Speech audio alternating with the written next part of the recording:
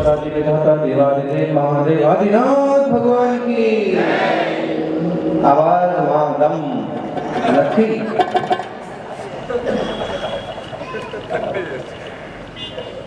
वर्तमान जी शासन में वर्तमान महावीर भगवान की, आचार्य श्री आदि सागर जी महाराज की, आचार्य श्री महावीर कीर्ति महाराज की, तपस्वी सम्राट गुरु भगत श्री सन्मति सागर जी महाराज की। बोले परम बोले जय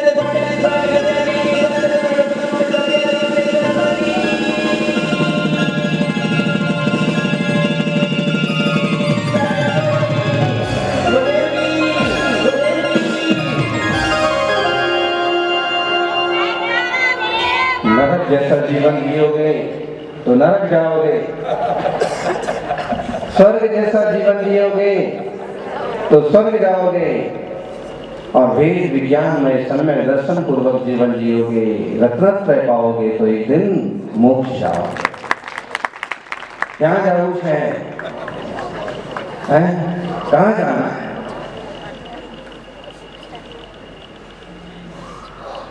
दुख ऑलरेडी बहुत सारे हैं और दुखी होके क्यों बैठे?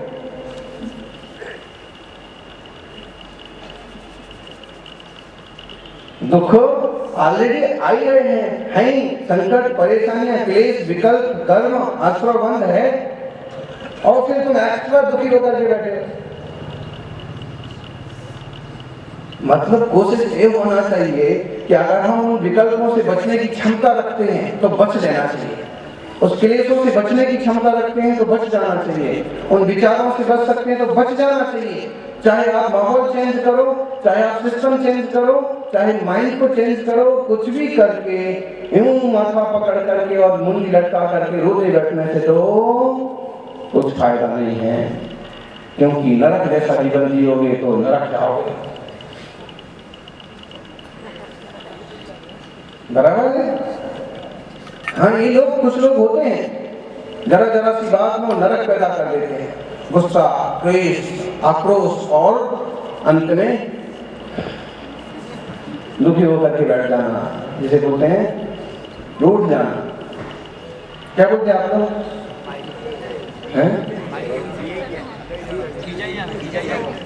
खिजाई क्या?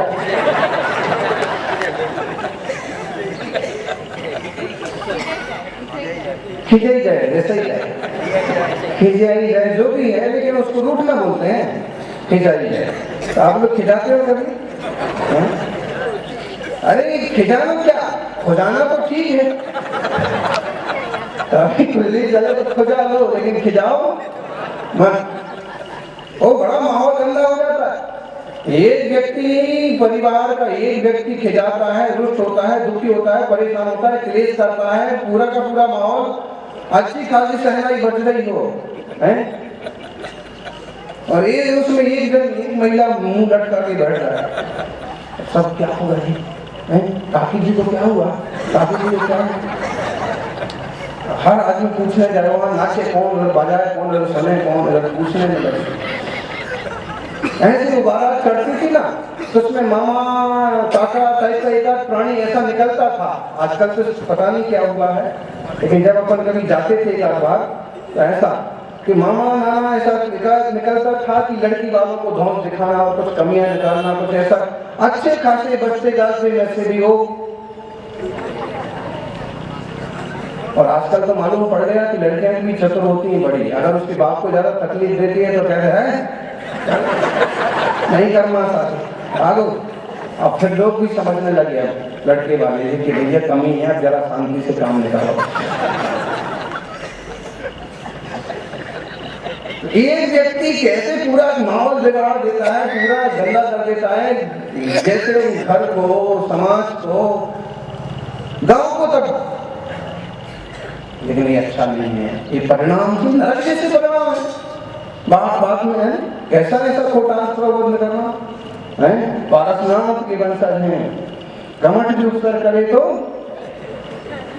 बिल्ला नहीं। वेद विज्ञान करो, शांत साहस रहो, और फिर उत्तर परिचय भी आ जाए तो भी कोई दिक्कत की बात नहीं है। आप देख रहे हो, ठंड है, फिर भी जो पार्श्वनाथ भगवान के वंशज हैं वो सब ठंड में शांति से बैठे,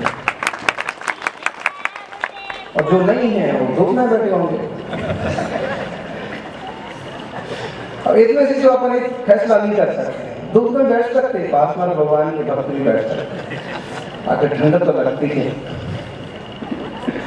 लेकिन ज्ञानी देह दृष्टि पूर्वक वेदना करना अलग चीज है, और वेद विज्ञान पूर्वक वेदना होना अलग चीज है। वेदन तो होता है, अपन जो देखते हैं कि मुनिराज पर उपसर्ग हुआ और फिर भी सहज शांत है, वेदना तो हुई उनको, लेकिन वेदना की फीलिंग वैसे नहीं की जैसे आप लोग हटा दिया आइए देखना, वैसे नहीं करते। हारिया ठंड लग रही है तो आप लोगों को देख लो, हैं बिना बाजे के डांस चलता है पूरा नीचे से ऊपर तक।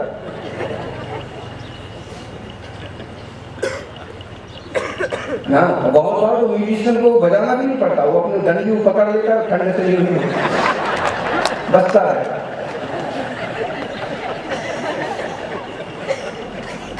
हाँ बस लग दिया, अभी लग गया चल रहा। तो ठीक है, ठीक है, लेकिन हम आपको कहते हैं हाँ कुछ ठंड नहीं है, जरा विचार करो।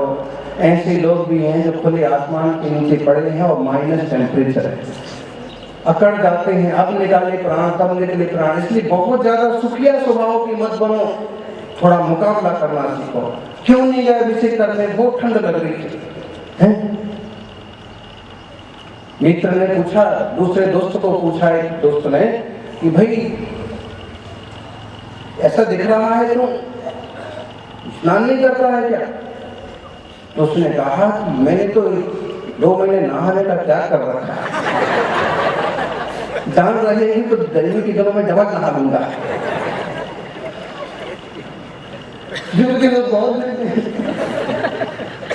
हाँ ऐसे हमारे पास मत है ना, साधुओं के पास आहार के टाइम पर कि महाराज जी 2 महीने नहाने का त्याग, मन शुद्धि वचन शुद्धि त्याग। वो तो श्रावक है, ग्रस्त है, गृहस्थी में रहा है, रात दिन पता नहीं कहकर कर्म किए, कहाँ कहाँ गया, क्या खाया पिया, कैसी शुद्धि अशुद्धि रही, तो एक बार जिनालय जाना है, आहार देना है तो स्नान कर दो। बाकी शरीर कोई धोने जैसी चीज नहीं है।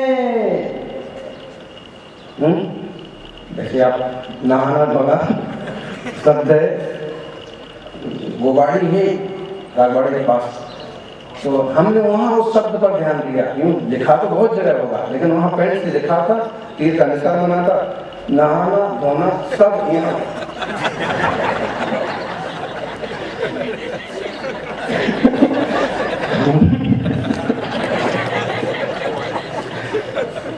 आप लोग समझ रहे हैं? मैंने कहा नहाना तो बहुत काफी था, नहाना लेकिन नहाना इधर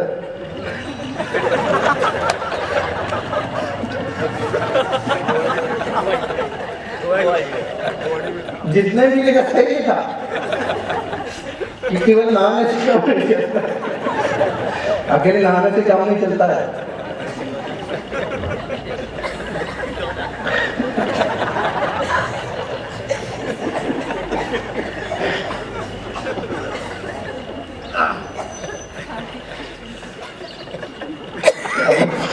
समझ कैसा है?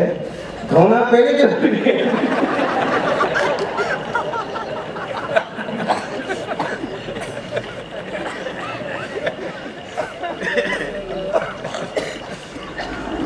आप हंसो इस पर हो, शरीर की कंडीशन यही है, धोना पहले जरूरी है, नहाना बाद में। अशुचि भावना की तरफ से विचार करो।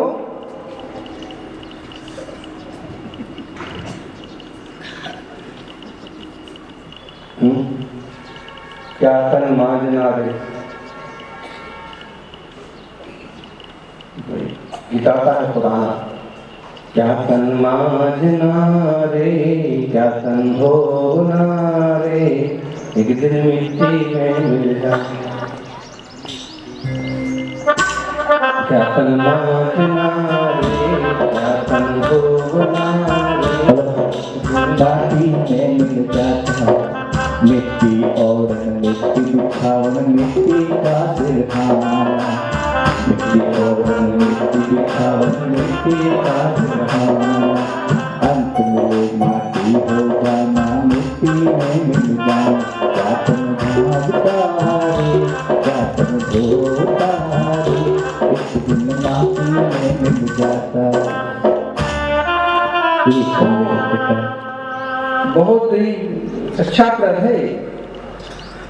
एक दिन मिट्टी में मिल जाना है, मिट्टी में मिल जाता, और ये सही है।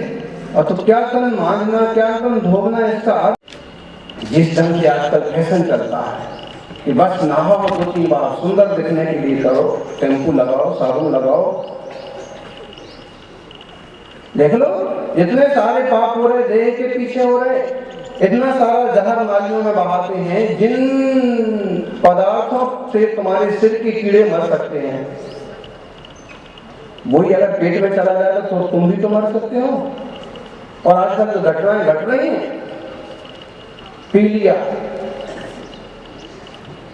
शैम्पू, पी लिया फिनाइल, पी लिया, मर गए। इतनी सस्ते हो गए प्राण, इतनी बेवकूफी बढ़ गई। उसी से इतना श्रृंगार कर रहे थे।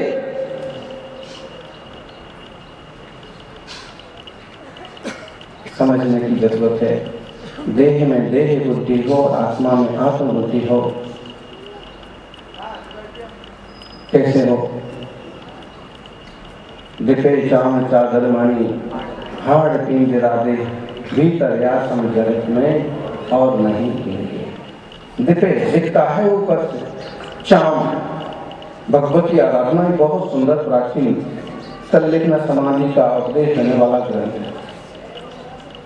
उसमें एक श्लोक, एक गाथा आशय की दी है कि केवल मक्खी का पंख जितना पतला है, मक्खी का पंख जितना पतला है, उतनी पतली चमड़ी है, शरीर से हटा दी जाए तो कोई भी फिर इसको देखना भी पसंद नहीं। क्या करो? इसी के पीछे हम नरक जैसा जीवन जीने लगते हैं। बस देह दृष्टि। नरक की जीवन तो एक है, दूसरा मरे जिए कुछ भी हो, हम सुंदर दिखना, हम अच्छे दिखना, कितना खिलाए जाए, कितना साबुन लगाएं, नाली के कीड़े मरे उससे क्या लेना, कितना पानी के जीव मरे, पानी खत्म हो उससे क्या लेना। देह दृष्टि है। नरक की जैसा जीवन जियोगे तो नरक जाओगे, यही लक्षण दिखते हैं। और स्वर्ग जैसा जीवन जियोगे, यही धर्मात्मा सात्विक जीवन। थोड़ा सा स्नान ध्यान कर लिया और फिर अपने भक्ति में पूजा में, और थोड़ा अपनी आजीविका कर ली, और फिर शाम को स्वाध्याय चिंतन में। ज्ञानी भी जीता है और अज्ञानी भी जीता है, लेकिन अज्ञानी का जीवन नारकी जैसा, वैरात्मा का आत्म विभ्रम जम दुखम।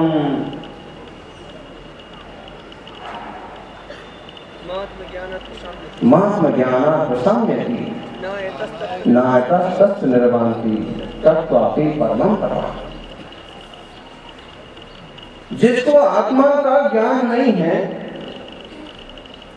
उसको दुख है, और आत्मा और देह को एक मानने का जो विभ्रम है वो दुखी है। और जिसे ध्यान में आया कि दोनों स्वतंत्र वस्तुएं हैं, पदार्थ हैं, तो उसका वो विभ्रम खत्म होता है। और जिसका ही भ्रम खत्म नहीं होता वो परम तप माने कठिन उपास तपस्या करता हुआ भी निर्वाण को प्राप्त नहीं होता। ज्ञान में स्वर्ग जैसा जीवन का मतलब भी ज्ञान है, जीवन सहज शांत जीवन, उपयोगी उपकारक जीवन।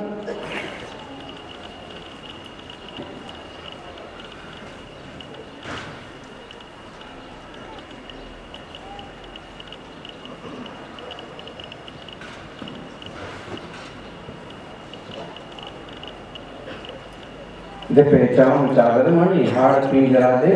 बिल्कुल जैसे कंस्ट्रक्शन होता है ना जी, ठेकेदार जी, जैसे कंस्ट्रक्शन होता है, पहले पिलर खड़े करो, नहीं पहले सरिये लगाओ, फिर उसमें सीमेंट भरो, फिर उसकी दीवारें खड़ी करो, या फिर उसको पोतो, सीमेंट से वो करो, फिर उसको पोतो। वही बॉडी की स्थिति है।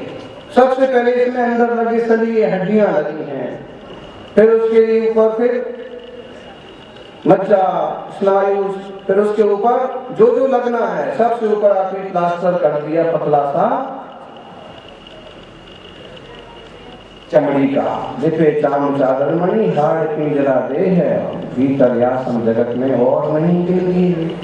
इससे गंदी वस्तु, देह से गंदी वस्तु और कुछ नहीं। धर्मात्मा जीव तो यदि मोहनी कर्म के उदय बस, चारित्र मोह के उदय बस शादी विवाह भी करता है तो भी उसकी एक मर्यादा होती है, एक समझ होती है, नियम होते हैं। और केवल देह दृष्टि वाले होते हैं, वे समाज की, परिवार की, माँ बाप की परवाह किए बिना भी कहीं भी कूद पड़ते हैं। मालूम पड़ा होगा, छोकरी ब्राह्मण की भाग गई बंदी के साथ, छोकरा जैन साहब का उठा लाया कहीं से मुसलमान। बताइए इतने बेवकूफ लोग। कम से कम एक जो औसत व्यवस्थाएं हैं, ठीक है आजकल जो कुछ चल रहा है और पिक्चर्स में जो चल रहा है और नेता जो बक रहे हैं उससे कोई मतलब नहीं है, लेकिन जो सिद्धांत हैं, जो व्यवस्थाएं हैं, जो शारीरिक स्वास्थ्य और सामाजिक स्वास्थ्य के लिए जरूरी हैं, उन चीजों का तो होश रहना चाहिए। ये सिर्फ चमड़ी देखने वाले लोग हैं। इंस्टाग्राम पर, फेसबुक पर थोबड़ा देखा, टैटिंग वैटिंग हुई और फिटिंग हो गई, माँ बाप रो रहे हैं, मार भी नहीं सकते और खुद जिंदा भी नहीं रह सकते। ऐसा माहौल बना देते हैं नरक जैसा, एक चमड़े के पीछे। जरा सी बुद्धिमानी की होती कि मेरा धर्म चला जाएगा, मेरी अहिंसा चली जाएगी, मेरी सात्विकता खत्म हो जाएगी।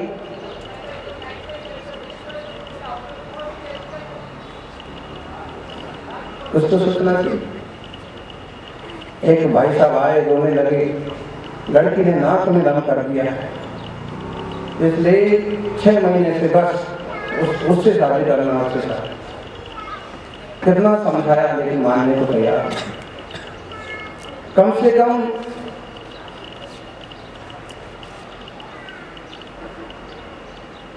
ऐसा तो हो कि भगवान का दर्शन करता हो, जिन मंदिर जाए। अरे जीवन की तो कीमत करो। बोले हम बालिग हो गए हैं और हमको जो करना सो हम करेंगे। इससे बेवकूफी का बालिगपना कोई काम का नहीं है कि जिंदगी आगे खतरे में पड़ जाए।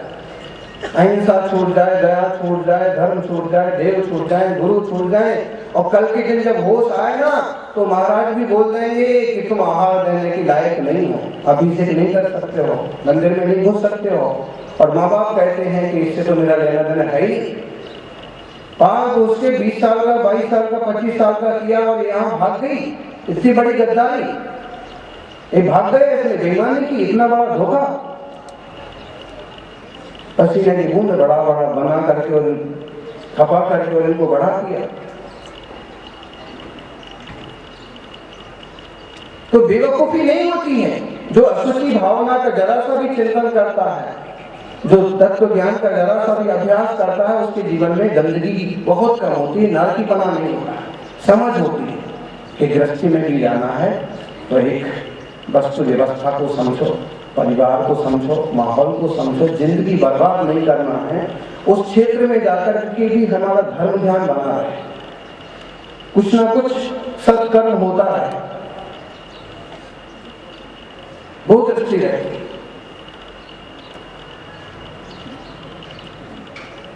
क्योंकि भावना असुची भावना है, असुची अशुची पर भी चलना चाहिए। शादी विवाह बीच में कहां से आ गया, लेकिन यहां से आ गया कि केवल चमड़ी मड़ी हुई देख करके और रीछ गए, भीतर क्या क्या भरा है उसका पता ही नहीं। मालूम पड़ा कि बाद में उसको एड्स निकला, मालूम पड़ा कि कैंसर था, मालूम पड़ा कि 6 साल 8 साल चलेगी नहीं, कि ऐसे कर्म हो गए। इससे अच्छा जो बड़े बुजुर्ग सोच समझ करके करते हैं उस हिसाब से चल लो, तो नई पीढ़ी का जीवन जितना भी चलेगा अच्छा चलेगा, शांति से चलेगा। ये भूलो मत कि केवल पुद्गल, केवल मैटर, केवल चमड़ी को देख करके और तुम सुखी हो लोगे। बहुत बड़ी भूल है। भाव मिलना चाहिए, विचार मिलना चाहिए, चिंतन मिलना चाहिए। बाद में बहुत टकराव पैदा होते हैं। कहीं ना कहीं आपके अच्छे संस्कार जो दादा दादी माँ बाप ने दिए उदय में आते हैं और आप सामने वाली चीजें सहन नहीं कर पाते। अब क्या कर सकते हैं? जो भी है, कहना हम ये चाह रहे हैं, ऐसे माटी की देह में यह आत्मा विराजा है। वास्तव में देखा जाए तो इससे ज्यादा अशुचि और कुछ भी नहीं है, लेकिन इस शरीर से ही परम शुचि सिद्ध दशा को पाया जा सकता है, शुद्ध स्वभाव को उपलब्ध किया जा सकता है। ये तो ऐसा है, कड़वी चुमड़ी है, कड़वी चुमड़ी समझ में है? अपन जैसे गोल चुमड़ा, कद्दू बड़ा जो कड़वा होता है, या लंबी लौकी भी कड़वी होती है। अगर सुखा दिया जाए तो इतनी हल्की होती है कि पानी में डूबती नहीं। बड़ी सी लौकी, बड़ा सा भोपड़ा, कद्दू, काशी फल हो और कड़वा वाला हो, अगर उसको सुखा दिया जाए तो पानी में अच्छी तरह से सूखा हो तो डूबता नहीं। उसको पकड़ करके आप चाहो तो नदी भी पार हो जाए। तो ये शरीर तो कड़वी चुमड़ी की तरह है कि सुखा लो, और वो इतनी खतरनाक होती है कि उसे खा लिया जाए तो जहर चढ़े तो मर भी जाएगा। इतना कड़वापन जहर होता है। उसकी कहानी आती शास्त्र में, मुनिराज को उस रानी ने घृणा से खिला दिया। ये आ जाते हैं, हमारा सुख नहीं भोगने देते हैं। राजा उसका श्रृंगार कर रहा था, वो मस्ती में थी, और मुनिराज लगे तो राजा ने कहा आग दो, तो उसने कड़वी चूड़ी खिला दी। मुनिराज भीतर आ गई, जो आया अंजलि में और प्रत्यक्ष ध्यान नहीं है, और चला गया, शांति से ले लिया, समाधि मग्न हो गया। तो बड़ी खतरनाक भी होती है कड़वी शाल। फिर क्या हुआ? वो ऐसे ही देवी कड़वी लौकी की तरह है, खा लो तो मर भी जाओ, और तपस्या करके सुखा लो तो संसार सागर तर भी जाओ।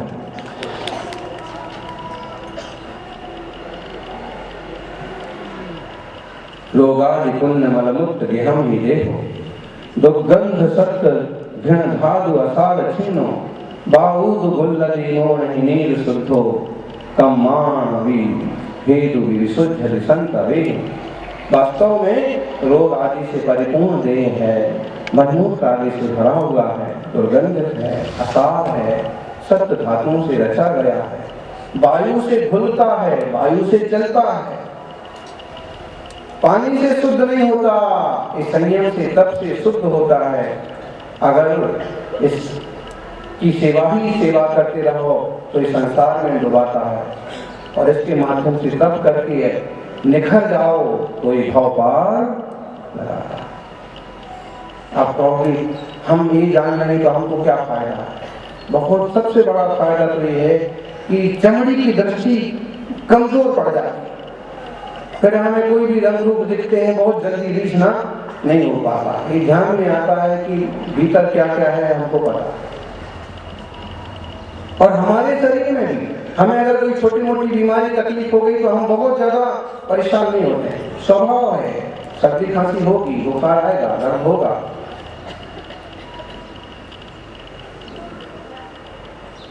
फिर वो ठंड में अभिषेक करने से नहीं छुपेगा, है तो है, मेरी विधि है, मेरा धर्म ध्यान का अंग है, जरूर जाऊंगा। प्रवचन के टाइम तक पहुंचना है, चाहे स्वेटर पहन करके जाओ। यानी जिन वाणी की तो एक एक बात अपने को निखारने के लिए है, और अपन सहज स्वभाव वाले, शांत दृष्टि वाले बने। देह का उतना संरक्षण पोषण करो जितना जरूरी है, भी मतलब इसको किसी के पीछे लगा देना, किसी व्यसन के पीछे लगा देना, दिखावा में लगा देना बहुत बुद्धिमानी नहीं है। सदुपयोग करो। 2 बार 1 बार भोजन हो गया, विश्राम हो गया, आजीविका चल गई, बाकी धर्म ध्यान करो।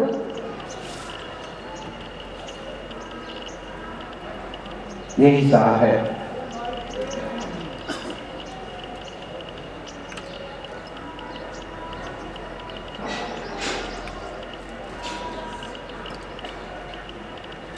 यही सारांश है कि बहुत ज़्यादा आधुनिक संसाधन, फैशन की चीज़ें, लिखने बोलने वाली चीज़ें, कई बार तो ये माताओं को देखना, भाई लोगों का तो उतना पकड़ में नहीं आता है, लेकिन नाखून कॉलेज में पिस्टल लगा के पहुँच जाएंगे। आजकल ये आप सब नहीं, लोगों कोई ऐसा होता है। तो फिर कई बार ना वो दिखता नहीं है लेकिन पोत लेते हैं। अब देखता नहीं है लेकिन पोत लिया तो आखिर वो भी तो एक तरह की चर्बी भी हो सकती है। फिर अब साधु का अंतरा हो गया और नहीं भी हुआ मान लो तो एक खोटी वासना तो गई उसके साथ में। बारीक से बारीक चीज अपना महत्व रखती है। ऑक्सीजन दिखती नहीं है लेकिन उसके बिना जिंदा नहीं रहती। ऐसे हर चीज बहुत महत्वपूर्ण होती है, तो सावधानी रखना। और ठीक है,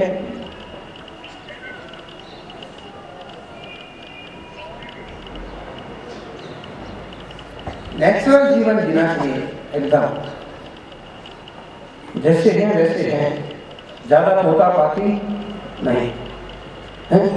पोता होने के बाद भी लोग पोतना नहीं छोड़ते। अरे भाई